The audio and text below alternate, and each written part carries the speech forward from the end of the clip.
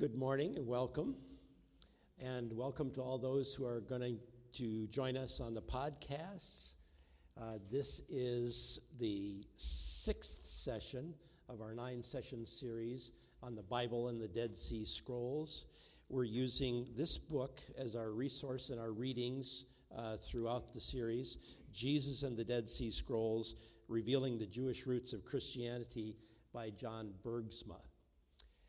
Before we get into the topic for this morning, I wanted to correct a mistake I made last week, and I apologize for that. I critique the sessions by listening to the podcast, and I made a grievous error, and I want to apologize for it, and I want to correct it this morning. So, do you remember last week we were talking about the question, were women Essenes? And to try to answer that question, we were looking through the sectarian document called the Damascus document.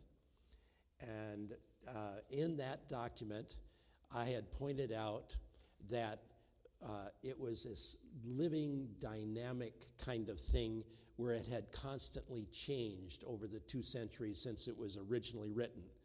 And the way it changed was that someone would come in after the fact and add a whole paragraph that said, the interpretation of the previous verse or phrase is this. And you kept seeing this interrupted throughout the document.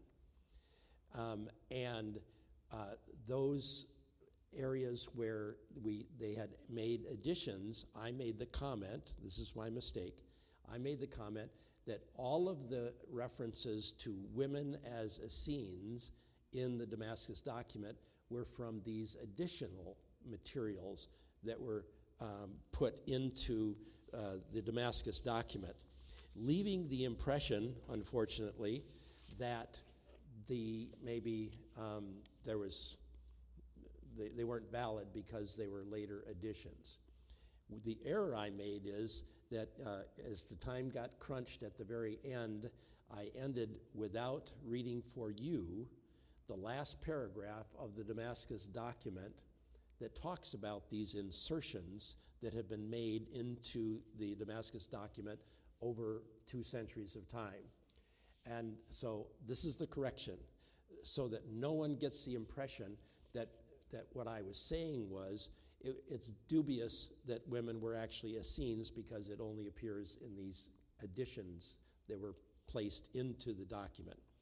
This is what the conclusion of the Damascus document says. This is the exposition of the regulations that they shall follow during the era of wickedness for which they are responsible in all the times of wrath and the stages of their journey for all those who live in their camps and all those who live in their cities. Behold, all of this is on the basis of the most recent interpretation of the law.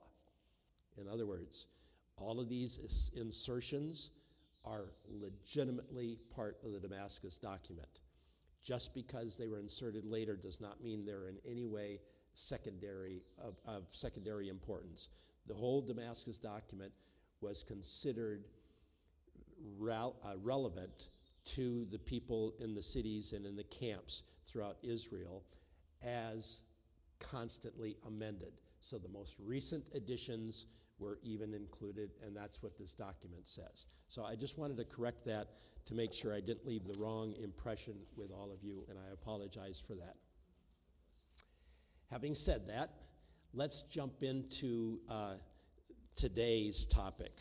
This morning, we're going to ask the central question, was John the Baptist an Essene? So we're going to look at now some characters of the Bible and kind of ask the question, what connections might they have with the Essene movement?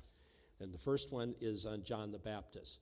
Bergsma's conclusion, and I am in total agreement with him on this, is on page 40 of his book, where he says, my theory about John the Baptist, which we're going to go into in just a second, is cannot be proven, but it does fit with all the known facts. And he further says, basically, that there is so much, if you will, circumstantial evidence that John the Baptist was in a scene that it's, in his view, it's basically a slam dunk. So that's where we're going with this session, to look at John the Baptist specifically, and then I'm going to subject you to more of my heresy. We're going to conclude today's session with my own theory, and this is mine. So when we get into that, I just want you to know this is my theory, but I'm going to try to present enough evidence so that you too will think that the evidence is overwhelming, even though it's circumstantial. So that's where we're going to go. To begin with, I've asked 4 of you to read portions of the Gospels that have to do with John the Baptist. So let's all take in this information together as we start looking at the question, was John the Baptist an Essene? So who has the passage from Matthew to begin? Let's just go through the Gospels in order. So Phyllis, let me give you the microphone so that the people on the podcast can hear. Test. This is Matthew 3, 1 through 6. In those days, John the Baptist came, preaching in the wilderness of Judea, and saying, Repent, for the kingdom of heaven has come near. This is he who was spoken of through the prophet Isaiah, a voice of calling in the wilderness, prepare the way for the Lord, make straight paths for him. John's clothes were made of camel's hair, and he had a leather belt around his waist. His food was locust and wild honey. People went out to him from Jerusalem and all Judea and the whole region of the Jordan. Confessing their sins, they were baptized by him in the Jordan River. Excellent, thank you. And then who has this passage from Mark? David? The beginning of the gospel of Jesus Christ, the Son of God. As it is written in Isaiah the prophet, Behold, I send my messenger before your face, who will prepare your way. The voice of one crying in the wilderness, Make ready the way of the Lord, make his paths straight. John the Baptist appeared in the wilderness, preaching a baptism of repentance for the forgiveness of sins. And all the country of Judea was going out to him, and all the people of Jerusalem, as they were being baptized by him in the Jordan River, confessing their sins. And John was clothed with camel's hair and wore a leather belt around his waist, and his diet was locusts and honey. And he was preaching and saying, After me one is coming who is mightier than I, and I am not fit to stoop down and untie the thong of his sandals. I baptized you with water, but he will baptize you with the Holy Spirit. That's Mark 1, 1 through 8. Thank you, David. Okay, and then we have that, just that one verse from Luke, chapter 1, verse 80. The child grew and became strong in spirit, and he was in the wilderness until the day he appeared publicly to Israel. That's an important one, so remember that one. And then, who has John? Is that Mary? Judy? This is the testimony given by John when the Jews sent priests and the Levites from Jerusalem to ask him, Who are you? He confessed and did not deny it, but confessed, I am not the Messiah. And then asked him, What then are you, Elijah? He said, I am not. Are you the prophet? He answered, No. Then they said to him, Who are you? Let us have an answer for those who sent us. What do you say about yourself? He said. I am the voice of one crying out in the wilderness. Make straight the way of the Lord, as the prophet Isaiah said. Now they had been sent from the Pharisees. They asked him, "Why then are you baptizing if you are neither the Messiah, nor Elijah, nor the prophet?" John answered them, "I baptize with water. Among you stands one whom you do not know, the one who is coming after me. I am not worthy to unite the thong of his sandal." This took place in Bethany, across the Jordan, where John was baptizing. Very good, thank you, appreciate it. Okay, so those are the gospel accounts, and they're of John the Baptist. There's more information than that, but those are the major passages that we're going to go from. So now I want to compare what we've just read to what we know about the Essenes and see if we're seeing parallels or not. There are many scholars who say that virtually every detail of the known facts about John the Baptist that we read from the New Testament confirms that John the Baptist was an Essene. Virtually every single detail that the four of you just read points to the fact that John the Baptist was an Essene. So what are those facts? On the next slide now, we'll start with the known facts. What many scholars say is that the parallels with John the Baptist's lifestyle and teachings are startling in parallel to what we're reading in the New Testament about John the Baptist.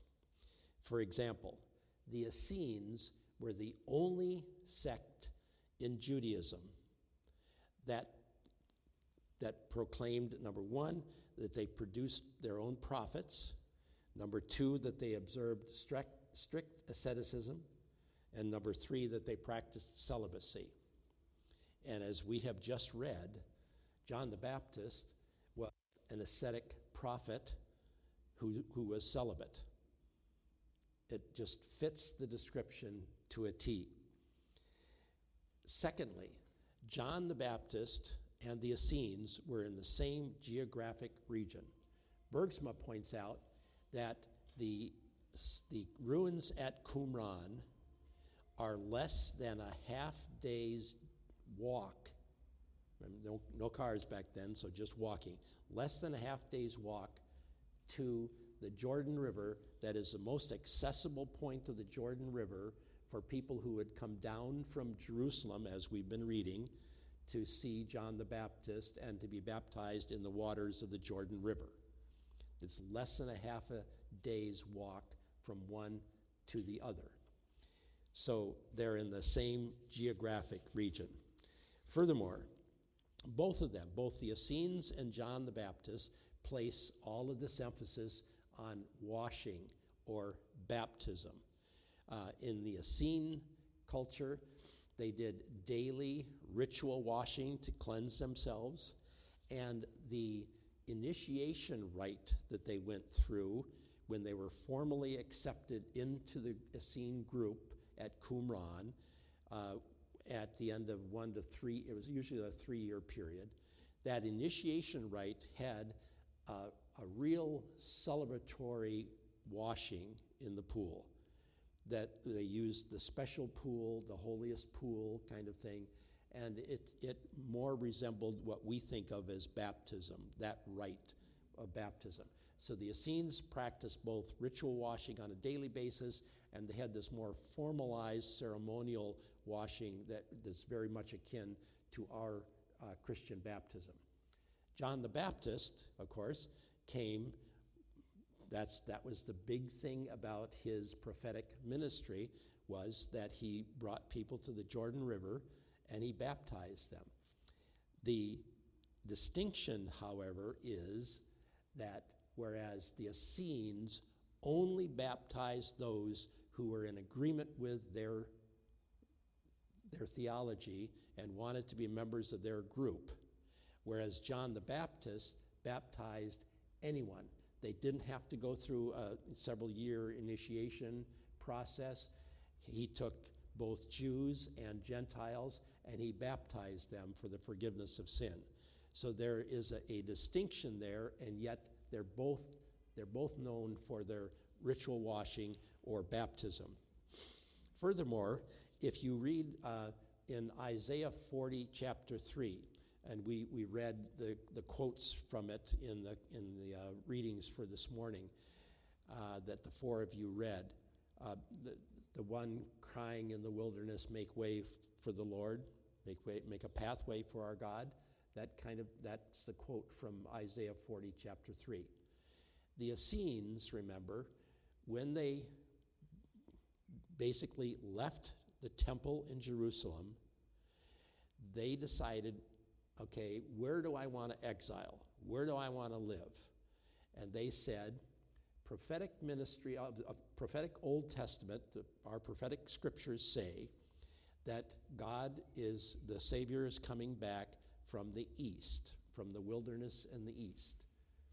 Therefore, they left Jerusalem and they headed east, down, and it's really a steep slope, and you don't want to drive with an Arab bus driver going down there because they're scary as can be. But I did it several times. It's a very steep climb from Jerusalem, or from the Dead Sea up to Jerusalem, and a steep descent from Jerusalem down to the Dead Sea. And the Dead Sea is where the Jordan River flows into the Dead Sea. So that's right there. And you go right by the Qumran compound when you make that drive on the modern highway. So the Essenes were saying, where are we going to locate? We're going to go east into the wilderness, and we're going to be just like the Christians did on Palm Sunday. We're going to be along the way when he comes into the city so we can join the parade and put the palm branches down in front of him. That's what we're going to do when the Messiah comes. And so the Essenes went and settled there, and following the prophetic passage of Isaiah chapter 40, verse 3. And in the same way, John the Baptist identifies himself as one who he is identified as by the gospel writers, both happened. He identifies himself as the voice of one crying in the wilderness. He said, that's who I am, and the gospel writers, the other gospel writers said, that's what he said. So that's another way that the connection between Essenism and John the Baptist is really parallel.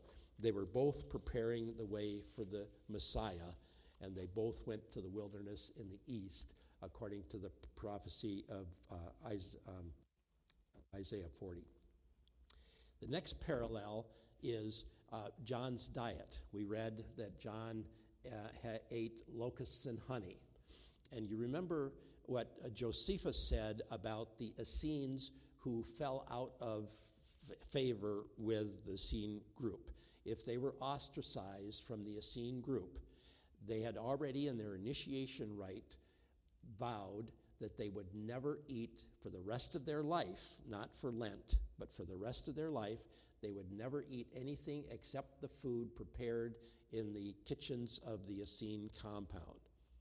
That was their vow, one of the vows. If they were ostracized, these men were so faithful to those vows that their only recourse was, as Josephus said, they could only eat grass, because grass was naturally occurring, and that's what Josephus meant by it. Well, honey is naturally occurring. It isn't prepared by anyone also. So honey and locusts are both sort of exceptions to the rule of you can't eat prepared food, because they're not prepared food, they're just sort of naturally occurring. And there's all this literature during this time period of actually how to prepare locusts to eat. You have to either drown them in water or toast them. But you're not really preparing food. So John the Baptist goes out into the wilderness when he leaves the Essene compound, and he honors the vow that he made when he was in Essene. He does not eat prepared food. And Bergsma points out that where John baptized along the Jordan River was a major thoroughfare for both Jews and Gentiles in the region during that time. And especially Jews, if they were coming from where Jesus was born, not where he was born, but where he lived as a youth, up in Nazareth, if he came down to Jerusalem to the temple, he went one of two ways. The straight shot is through Samaria, and Jesus came through Samaria, and the sermon this past week was about the Samaritan woman at the well, kind of thing. That's Jesus' route.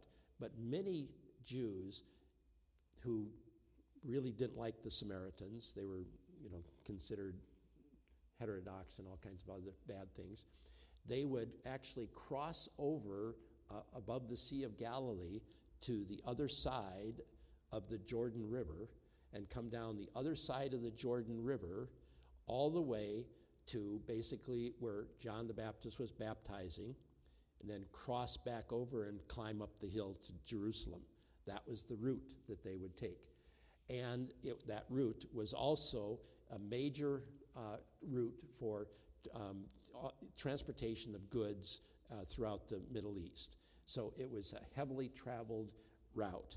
And because of that, there would have been all kinds of opportunities. The town of Jericho was close by, but there would have been all kinds of opportunities for John the Baptist to go and buy or steal or beg food prepared by somebody else. He didn't have to eat honey and locusts, but he chose to do that to honor his vow, his vow to the Essenes. That was a lifelong vow.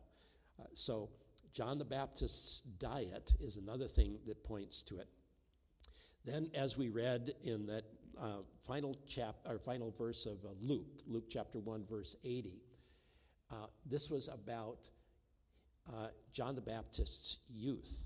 And what it said was that he was in the wilderness until the day that from his childhood, until he began his ministry on the Jordan River, his prophetic ministry.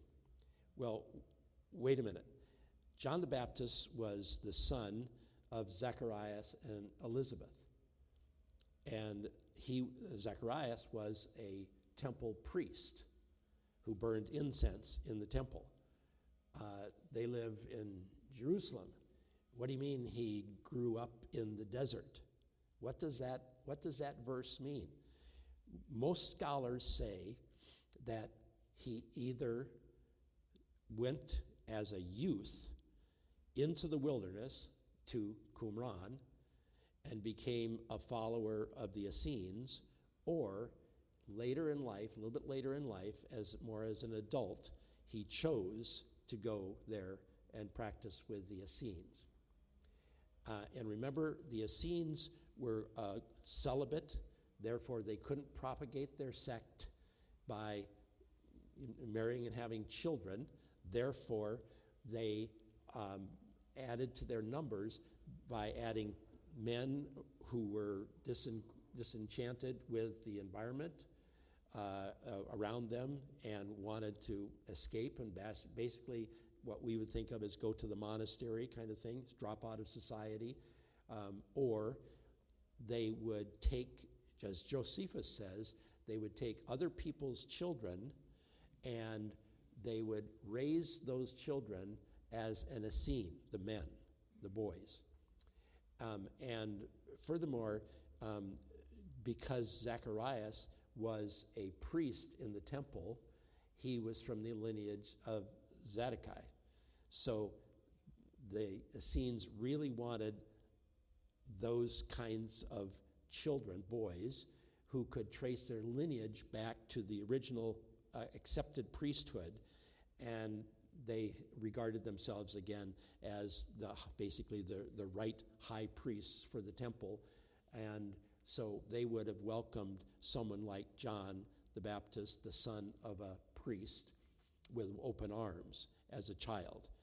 And of course, Elizabeth and Zacharias, part of the miracle of the birth of John the Baptist was that they were both in their 90s. They were very old, beyond child-rearing ages, and they might have died shortly thereafter, or they might have chosen to, as you know, you kind of all nodded with me when you said, would you like to have a child in your household today and raise that child from birth? And we all kind of said no. So Elizabeth and Zacharias may have chosen that as well. So all of this evidence of the facts that we know about John the Baptist, even as his earliest childhood, and particularly this one verse that says that he grew up in the wilderness until he began his prophetic ministry, baptizing on the Jordan River. That makes sense if you think through those kinds of things. So that's just another evidence. Then there are a couple of kickers to it. Do you remember why John the Baptist was beheaded? Do you remember that story? He was beheaded because he criticized Herodias and the marriage to Antipas to Herodias, that they were uncle and niece, and that was prohibited by Mosaic law. And John the Baptist criticized them. She got really torqued at that and got her husband drunk and had her daughter dance and get his favor, and the favor that she asked was John the Baptist's head on a platter. And that's why John the Baptist lost his life.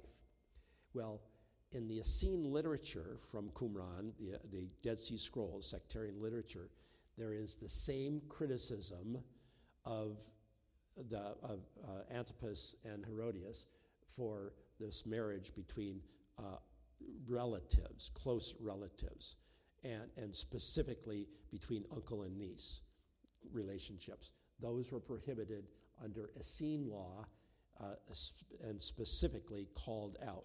So they too were critical of the same thing that got John the Baptist beheaded. That's just another commonality. And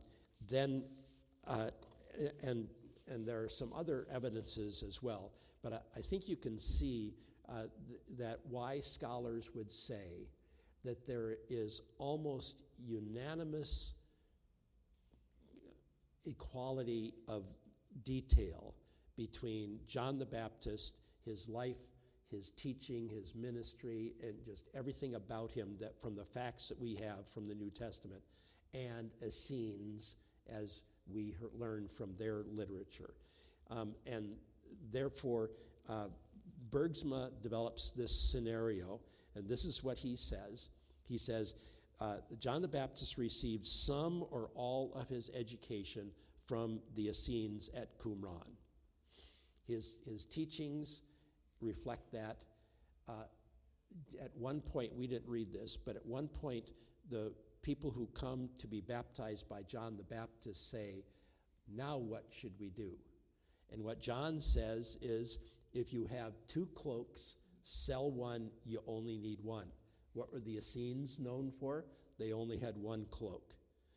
John says, if you have money, give it to someone else. What were the Essenes known for? They had all their money in common. You gave all your money to the community when you were indoctrinated into their sect, and it was no longer your possession, it was the property of the group. So you, in a sense, you gave away your money. That's what John advised people to do. After they've been baptized by John the Baptist, they were to do all of these Essene things that John the Baptist grew up doing in the Essene community. So he received some or all of his education from the Essenes at Qumran. And he was either sent there, which I believe that he was sent there by his parents in his youth, or they died and he went there because he was the son of a priest. Or he voluntarily joined them as an adult. But this is Bergsma, so we'll stick with him. His characteristic theology is from the Essenes. Again, I mentioned what he told people to do, as well as just the fact that he was ritually washing people. But he also studied Isaiah. The Essenes, of course, were known for, they were called doers of the law. They earnestly read the law, the Pentateuch, and then tried to follow it to the letter. But they were constantly reading. The compound at Qumran was, the library there was probably the result of the fact that Qumran was the central depository of all of the Essene literature. So it was like a research center, because the Essenes were totally into constantly researching the scriptures. And you see throughout their literature, they come up with all these crazy interpretations of the Hebrew scriptures that the Sadducees and the Pharisees never dreamed of.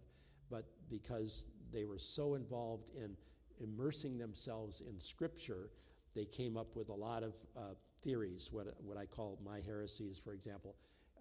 That's kind of what they did, and that's what you see in their literature. So John, while he was there at Qumran, did the same thing. He studied the scriptures, and one of the more popular scriptures, based on the fact that so many scrolls of Isaiah were discovered in the Dead Sea Scroll Library, was that Isaiah was one of those popular scriptures. So John the Baptist would have been studying Isaiah, and he would have read, for example, Isaiah 66, verses 18 and 19. And Isaiah 66, verses 18 and 19 say basically, you got into the wilderness, you proclaimed the coming of the Lord, and you proclaim that to all of the peoples, not just to Jews, but to people of all of the nations that are around Israel. And basically, you proclaim it to everybody. So John the Baptist would have studied that, and he would have said, wait a minute, you guys here at Qumran are teaching that this is only for those of us at Qumran. Isaiah says we're supposed to do this to everybody, to take this message to everybody. Which is it? Are you wrong? Are you ignoring this? What are you doing? And the theory is that this ruffled the feathers of the leadership at Qumran, and so they ostracized John the Baptist from their group. That's how he came to be outside of their group, and so technically he was a former Essene, not an Essene, if you will. And then John's conclusion again from studying Isaiah's prophecies was that the coming salvation was for all people, not for just the Jews. So that's what puts him at odds with the community, and he ends up being expulsed from the community. And so he basically says to himself, the Essenes won't do what Isaiah says we're supposed to be doing, proclaiming the message to everyone, not just to Jews. So I'm John the Baptist, I'm going to do it. So he heads out to the Jordan River, and he welcomes with open arms Jew, Gentile, anyone. No initiation process. He'll baptize you for the forgiveness of your sins. He's proclaiming the message to everyone, just as the prophet Isaiah said that the followers should do. And since he has taken these oaths, then John the Baptist kept these oaths. He eats locusts and honey. He continues his ascetic lifestyle. He sets up his shop near the Jordan River, and that's where we meet John the Baptist in the Gospels. So, do you agree that this is pretty overwhelming evidence, circumstantial but overwhelming evidence, that John the Baptist was an Essene? I believe that this is true, and I hope that we've been able to lean you in that direction at least this morning. Good enough in a court of law. Yes, yeah. As we said, circumstantial evidence in a court of law is sufficient sometimes to reach a conclusion, guilt or innocence, either one. And sometimes it can be so overwhelming, the circumstantial evidence can be so overwhelming, so much of it, that a jury, for example, wouldn't have any qualms saying anything else but this is a slam dunk kind of thing. And I really feel, and Bergsma says the same thing, he feels that this evidence is a circumstantial but a slam dunk kind of thing. Okay, so then, that we're finished with John the Baptist now, who else? I just want to look at some other characters before we get into my heresy. I want to look at some other characters in the Bible who may have had some Essene influences or Essene background or something like that. You remember the story in John 1, we read this, John 1, 35 to 39, where John the Baptist sees, after he is, the next day, after he has baptized Jesus, as Jesus walks by, John says to two of his disciples, "Behold the Lamb of God." And those two disciples leave disciples of John the Baptist, leave John the Baptist, and start following Jesus. And John, in his gospel, and we're going to talk about this more next week, but John in his gospel says that Andrew was one of them, but he never identifies the other. But the other is the gospel writer of John. So those two, they may not have been Essenes who practiced at Qumran, but they were the disciple of a former Essene, John the Baptist, and picked up significant portions of their belief system, and for John the Apostle, for his writings from this Essene emphasized theology that John the Baptist had. Now, all of it got totally amended once Jesus came along, but the roots, the Jewish roots of Christianity show through in the Gospel of John, and those same Jewish roots were the Jewish roots of Essenism. So there's a connection there. I do not think that Andrew and John the Apostle were Essenes, but I do think that they learned a great deal of their theology from a former Essene. Then we talked about the story of Jesus sending his disciples into Jerusalem to pick out a location for their celebration of the Passover, and that they were to find a man carrying a jug of water. That would be an Essene, because that's what the kind of work that Essenes did, and that was John Mark. And then follow that person to the house where he is bringing the water, and then ask the person at the house for use of the common meeting room for celebrating Passover with his disciples. And that was the house of John Mark's mother. My theory is that both John Mark and his mother were probably Essenes until Pentecost Sunday. And on Pentecost Sunday, they were among the 3,000 who were baptized and became Christians. But I think that they were Essenes prior to their ascendancy into Christianity.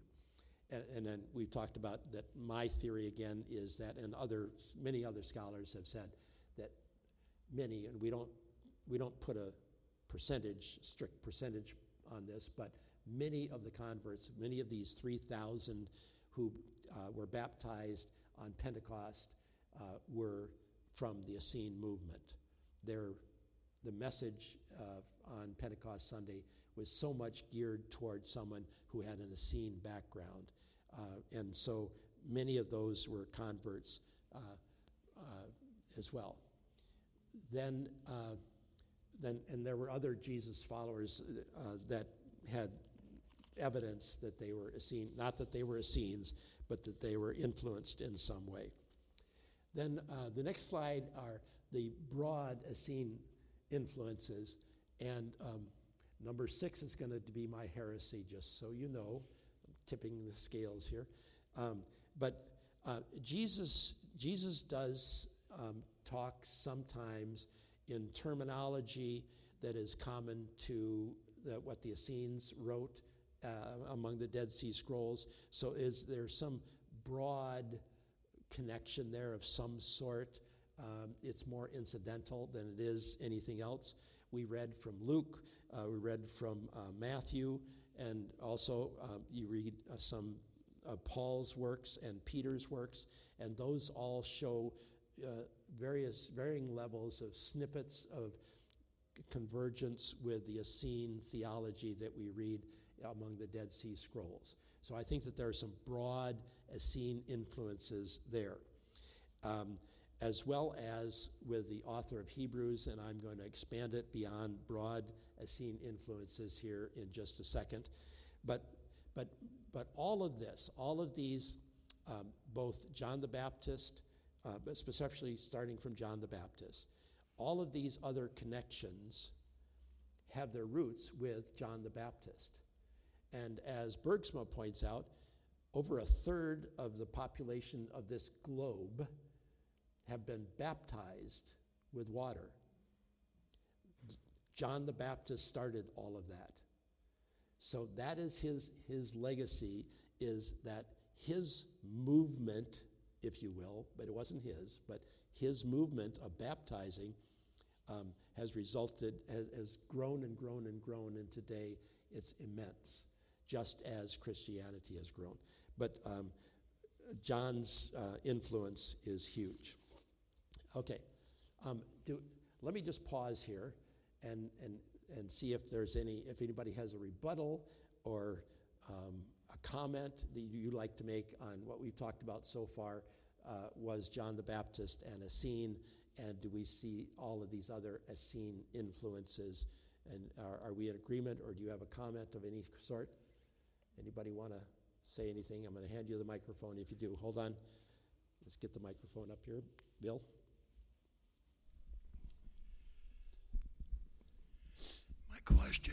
My question is, how long was the Essene movement? Over what period of time? Okay, good question. How long was the Essene movement? The Damascus document is dated middle of the 3rd century, so about 250 BC. The Essene compound was destroyed, and we hear nothing at all of the Essenes, so the Essenes were destroyed. At the same time, the temple in Jerusalem was destroyed around 68 AD, 6870 AD. So that was their time frame. Most of the, from the archaeology, most of the activity at Qumran occurred from 150 BC, 152 BC to 68 AD.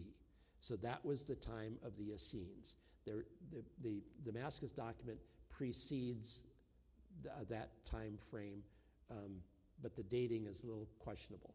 But so it's somewhere in that time frame. So it's about 2 centuries of activity for the Essenes.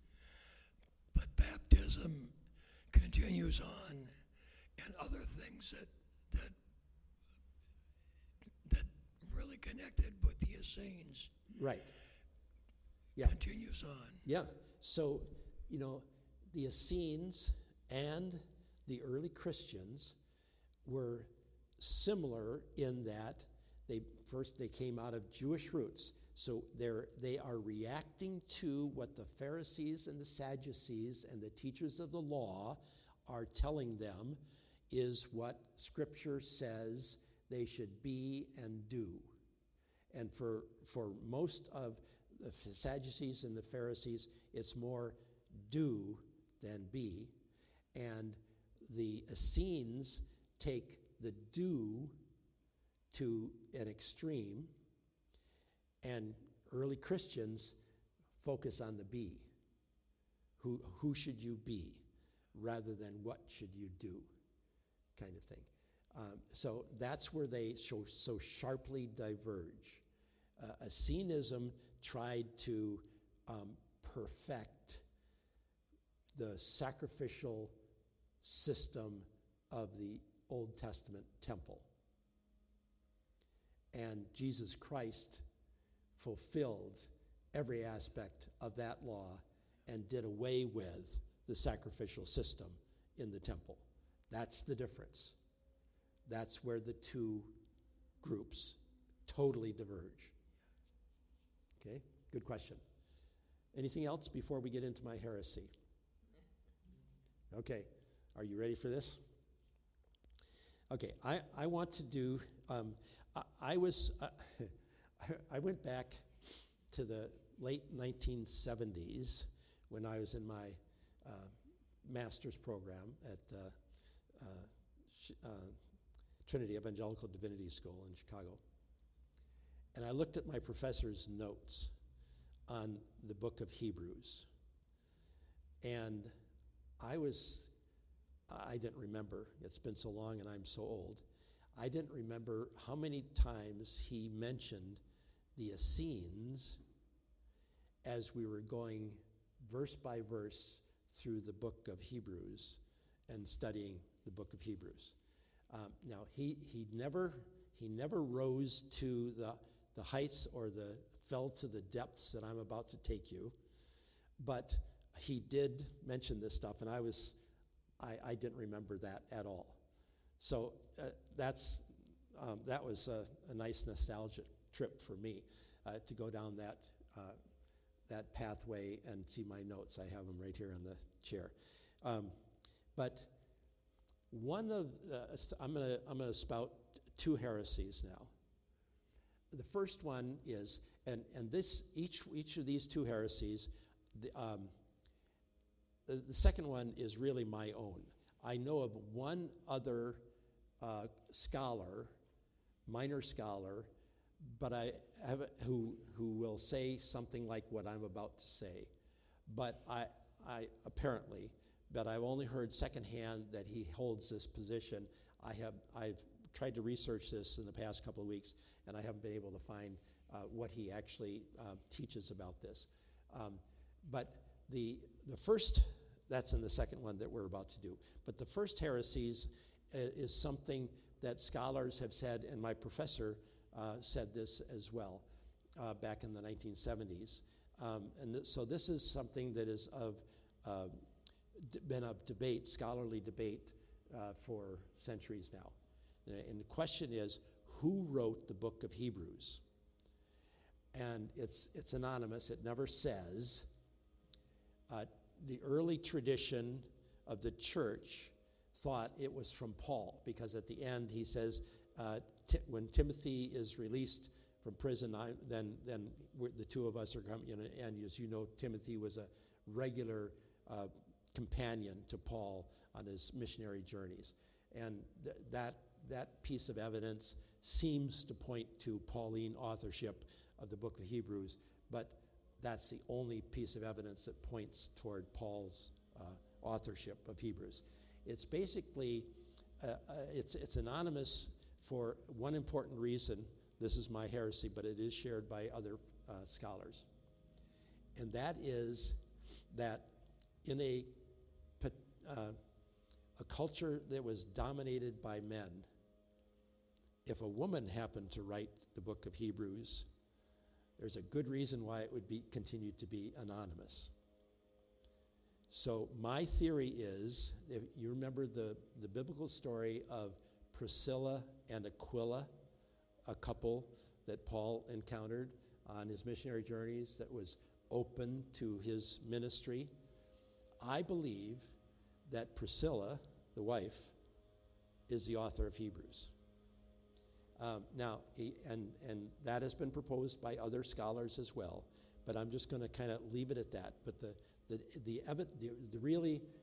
one big piece of evidence for that is simply that the book of Hebrews is anonymous. And it makes sense that if it was written by a woman, it would not be accepted if men knew that a woman wrote this book. But if it stayed anonymous authorship, that it had a chance of being accepted, and obviously it was. So anyway, and Hebrews is beautiful, beautiful prose, by the way. But that's my first theory, that Priscilla wrote the book of Hebrews. Now here's the main one, and again, I don't know anybody else. I've never read anyone else that will say what I'm about to say about the book of Hebrews. If you have your Bibles, you can kind of follow along, but I'm not going to read sections of the Bible. I just want to point them out to you as we go. And we're going to start with the fact that the book of Hebrews is the one book of the New Testament that talks the most about this character, Melchizedek, this mysterious high priest who met Abraham and received a tithe from Abraham and blessed Abraham. And this is from Genesis. And because this mysterious Melchizedek, this high priest Melchizedek, received a tithe from Abraham, that indicates that Abraham is the lesser and Melchizedek is the greater of the two of them. Now, there is no Jew that I know of who will ever say that Abraham is the lesser of anybody. So this is kind of, mysterious kind of Old Testament passage that scholars don't really know what to do with. Furthermore, the greater blesses the lesser, and Melchizedek blesses Abraham. So those two things indicate that Melchizedek is somebody special.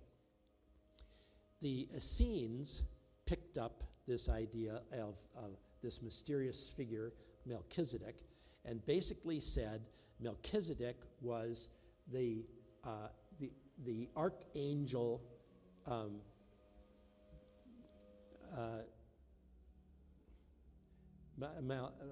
Who is it? It starts with M. I'm losing it.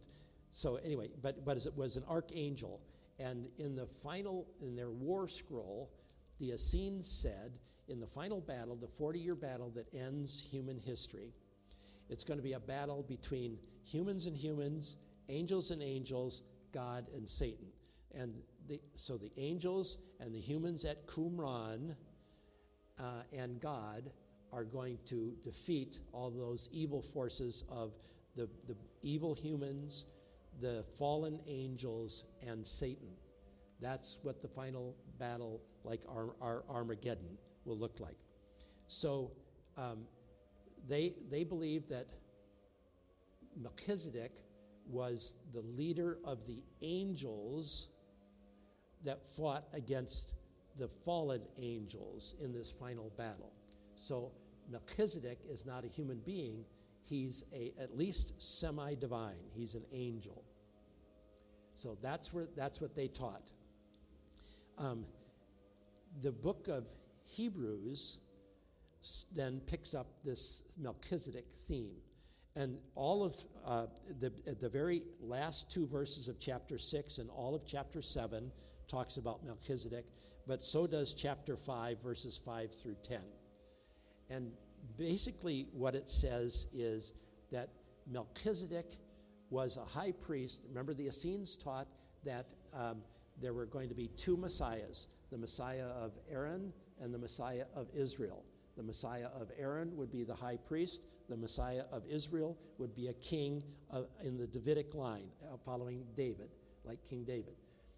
And that Melchizedek was they had these two different theories. One was this dialectic or dualistic view of the messiahship, and their minority view at Qumran was that Melchizedek was the Messiah that combined the two, and he was somehow divine.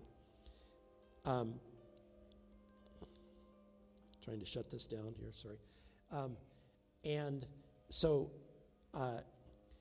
the book of Hebrews says that Melchizedek is a high priest who was both the high priest and Messiah, the high priest and king, and that he is the type that Jesus followed. That is what Jesus followed, that type, that typical kind of thing.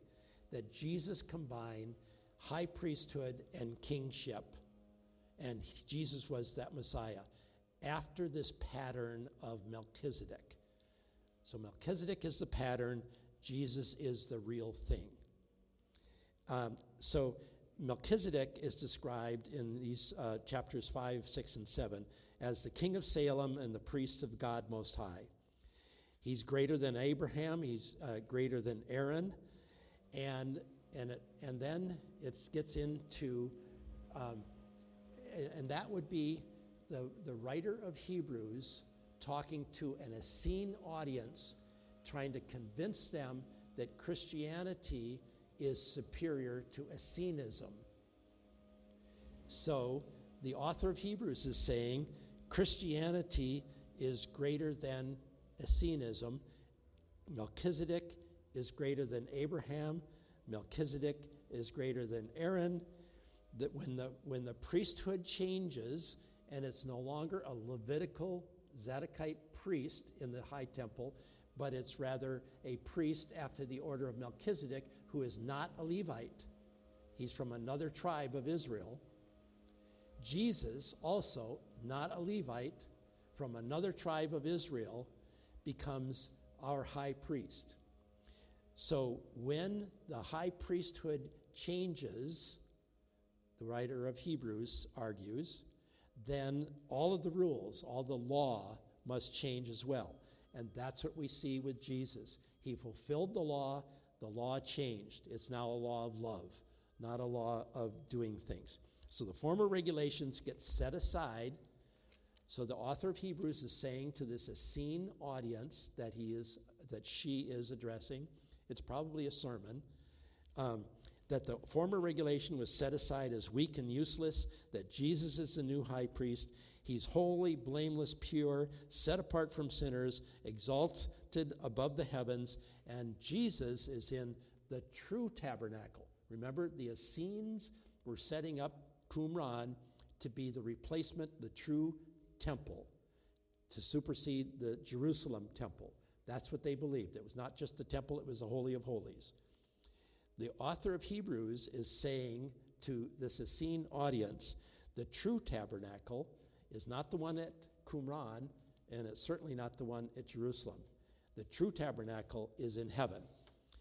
And that Jesus is the one who is able to do the blood sacrifice in this heavenly true temple, which does away with everything that you're trying to do at Qumran.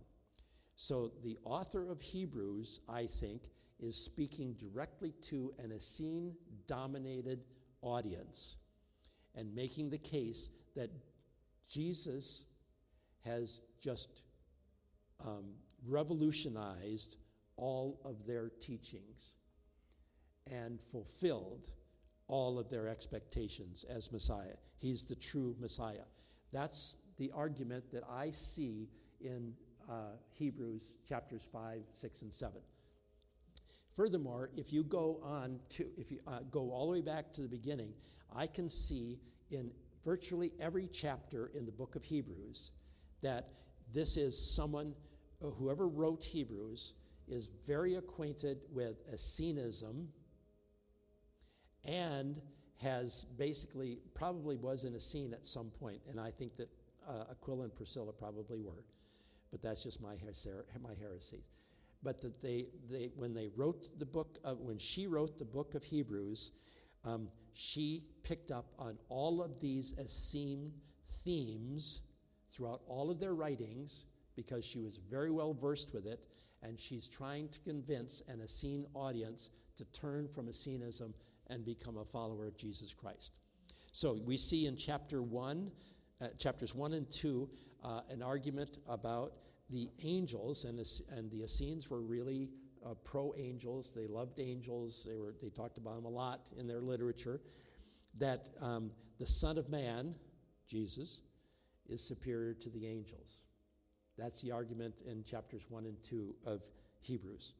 In chapter 3, we see that Jesus is greater than Moses. If you're a Jew, that's like, nobody's greater than Moses. But the argument is Jesus is greater than Moses. It's someone who is acquainted with Essenism, who's trying to convince us, an Essene audience, that Christianity is a superior interpretation of everything that they've ever thought of. In chapter 4, this is 4:14 to 5:10, chapter 5, verse 10, Jesus is the great high priest.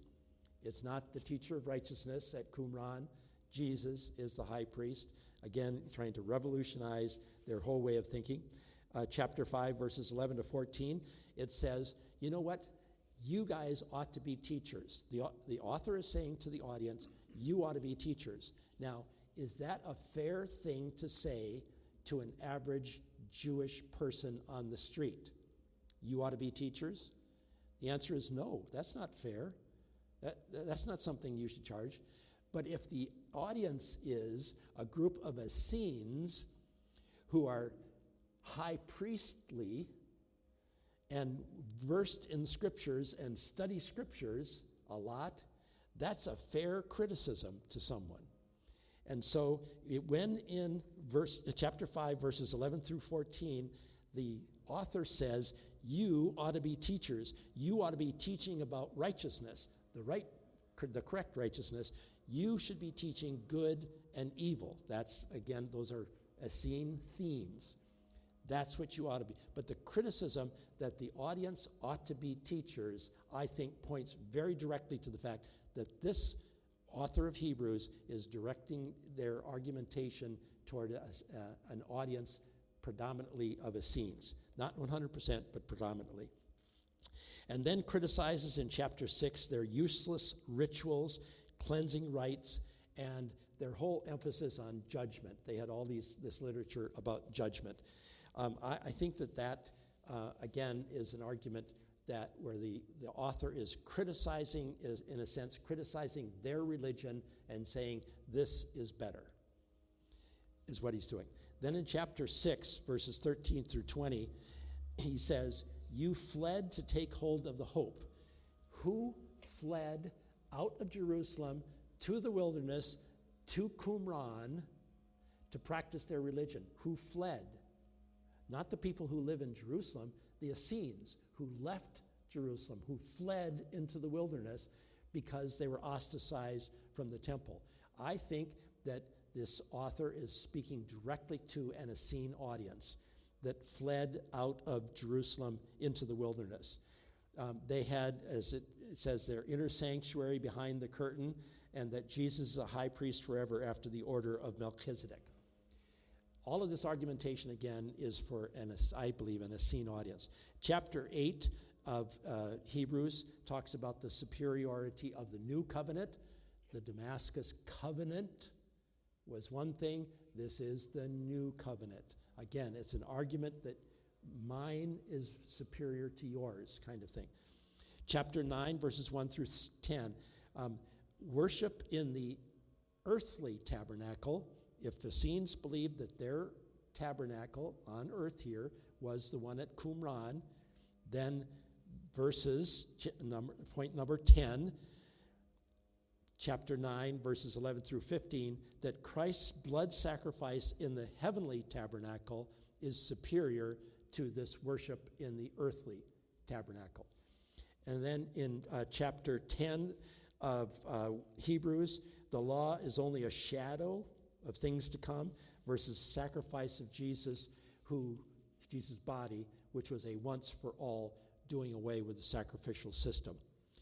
Furthermore, and then in chapter 10, continuing on in chapter 10 of Hebrews, verses 19 to 25, it says, you should have confidence to enter the most holy place by the new and living way that I am proclaiming to you through Jesus, because he's gone to the right temple. He's gone to the temple in heaven.